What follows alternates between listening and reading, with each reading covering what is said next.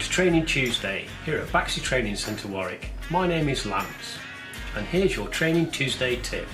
Today I want to show you how to check if your gas pipe sizing is correct to give you the right working pressures and flow rates using our Toolbelt app. First, you navigate to the gas pipe sizing area of the Toolbelt app.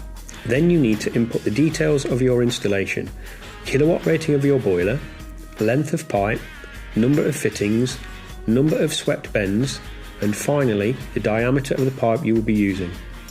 Next, press Get Results and you will be presented with one of two screens. One will show you the result of the test and give you all of the technical data you will need, or the other screen stating the pipe size may be inadequate.